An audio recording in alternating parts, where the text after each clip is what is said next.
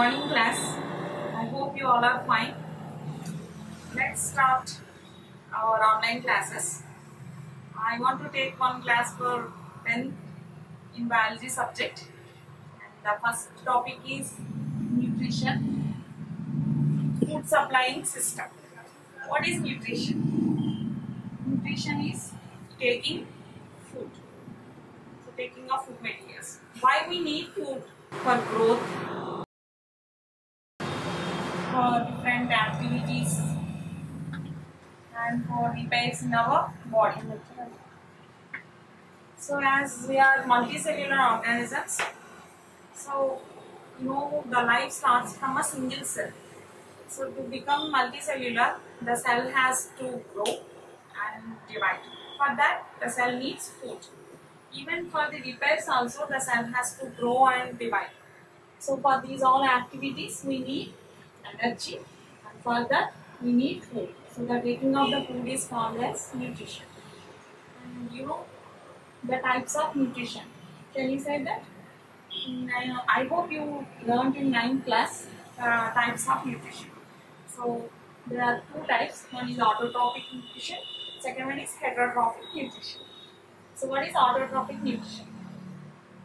The organisms which prepare the food on their own the process is known as autotrophism, and that organisms are called as autotrophs.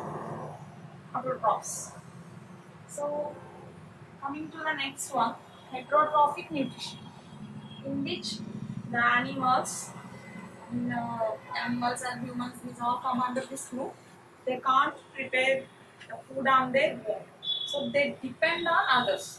So heterotrophic nutrition, in that the organisms are dependent.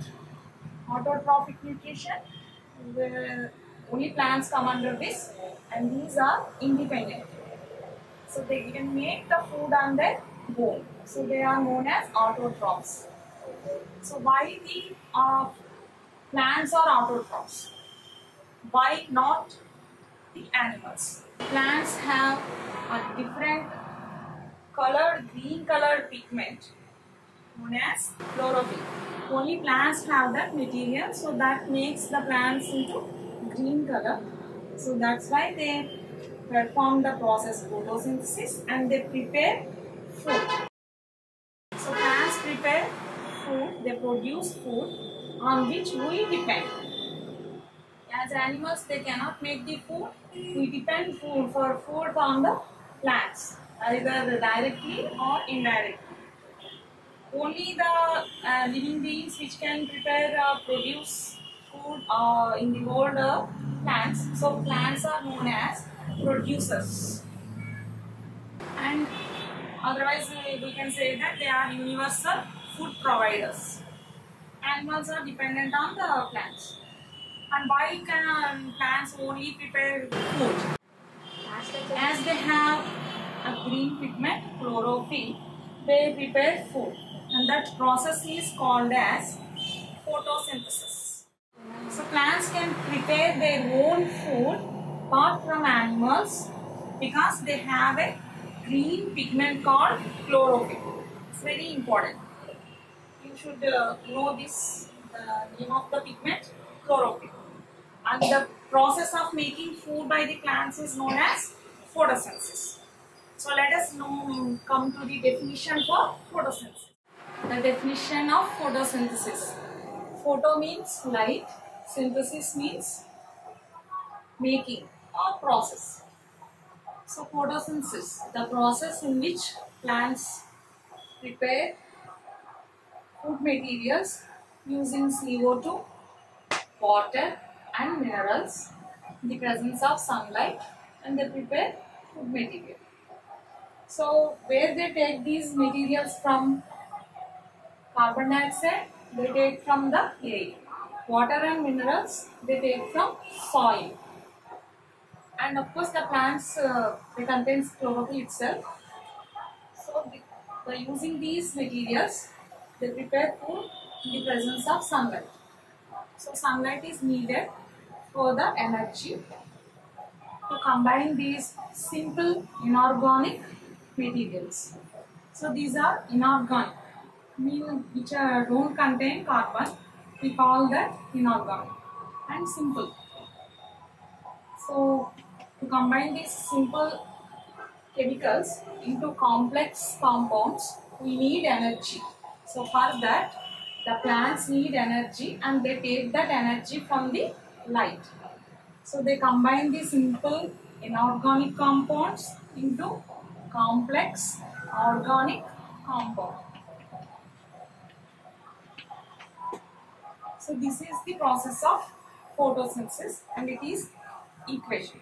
Actually the first equation was proposed by C.V. van Lee and later it was some modified by Robert Hill.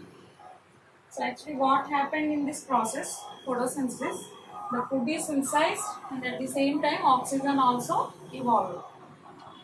So it is the basis for life. So oxygen, where the oxygen comes from? Is it from the carbon dioxide or water? So that experiment was done by Robert Hill. So in the process of photosynthesis, we come across so many scientists and their contributions. So let us come to that. First, Robert Hill. He proved that oxygen comes from water. So further, he did an experiment in which he took instead of water, he took hydrogen sulfide and he performed that experiment using some bacteria in which instead of oxygen the bacteria prepared food and some gas is released which is sulfur, not oxygen. So if the oxygen comes from carbon dioxide, the gas should be oxygen but it is sulfur. So he proved that oxygen comes from water. And that is known as Kim reaction. We come to that point later. So the different scientists, what are their contributions? Robert Hill, he proved that oxygen comes from water. And plants release oxygen, we know that, and from the water. But only when the presence of light, they give oxygen. So that was proved by John Ingenhousz. So plants give oxygen in presence of light only. It was proved by John Ingenhousz. And next, plants need water also for the growth. So that was proved by von Helmont. In your earlier classes in 7th, you learned it. Von Helmont. He proved that water is required for the growth of plants. And next, Joseph Priestley. It's very important. So plants release some gas that is known as oxygen. So first he proved that in the process of photosynthesis, some gas is released which is required for the growth. Actually he didn't coin the term, he just proved that some gas is released during that process. Joseph Priestley conducted bell jar experiment in which he took a simple jar and under that he put a candle and a rat also, but after some time he observed that the candle extinguished and the rat started suffocating.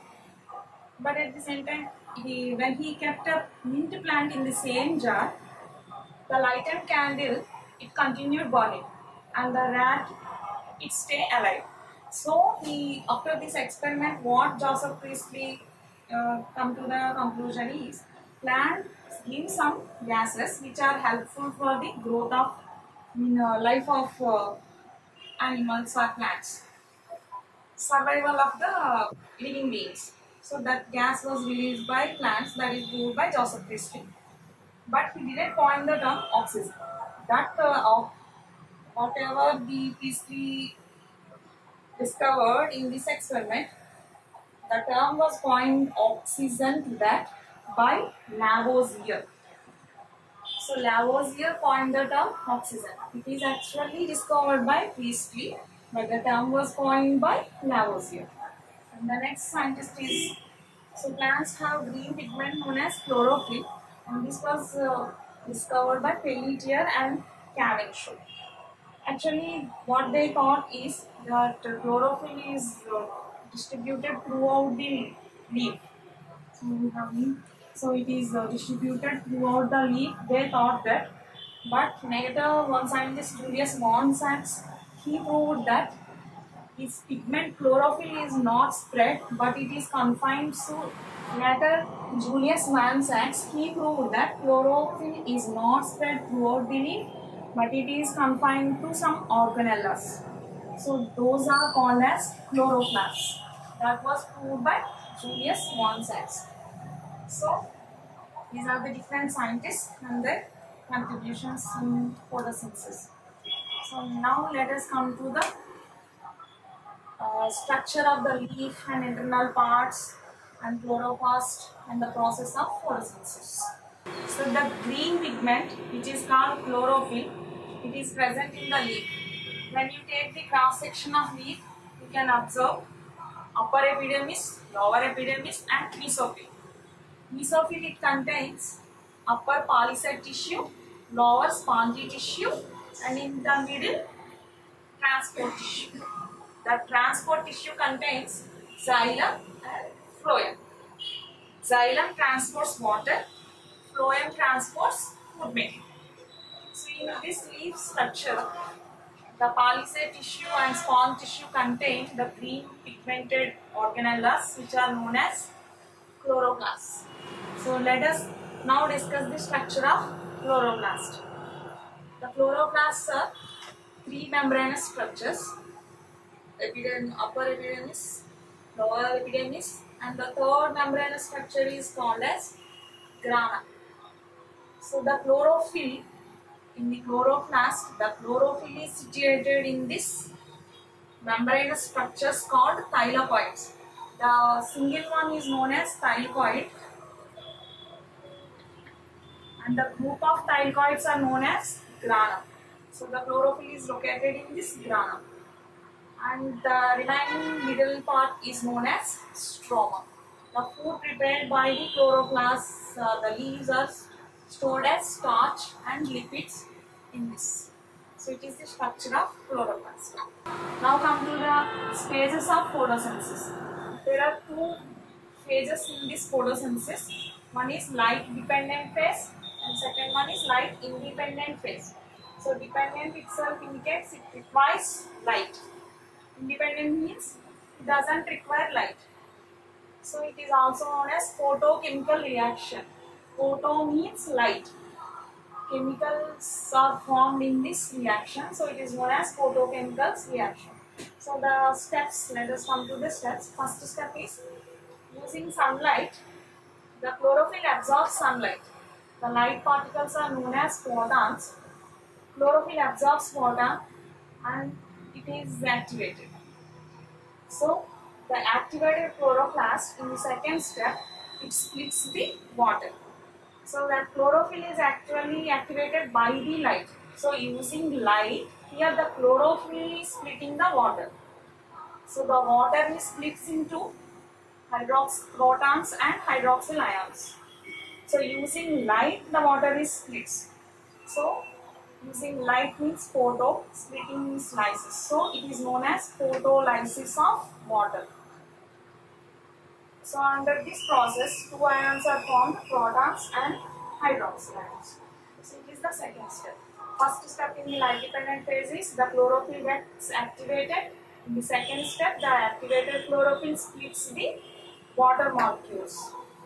So again in this third step, the protons are absorbed by NADP and a molecule is formed known as NADPH and ATP. Adenosine triphosphate, and these are the chemicals formed in this reaction. So using photons, the chemicals are formed here, so it is known as photochemical reaction. These two chemicals react in the next phase, light independent phase. Okay, here the hydroxyl ions, the photons are accepted by the NADPH and some photons are changed into ATP. The hydroxyl ions are formed into water and oxygen. Water is used by plants and oxygen is evolved by the plants through stomata. So now the second phase is light independent phase. So here light is not required by the plant. doesn't require light.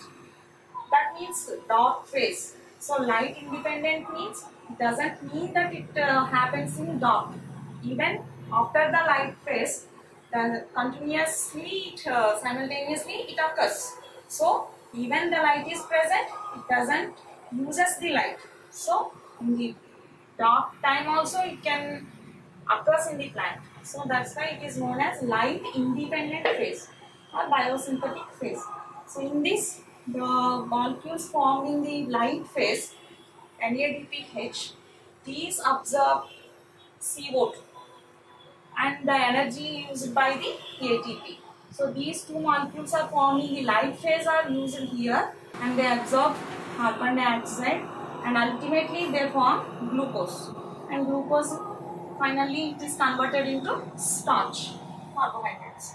So it involves the light independent phase. It involves so many steps, so many reactions, which involves so many enzymes and RUBP. Here RUBP means it is a sugar which accepts carbon dioxide.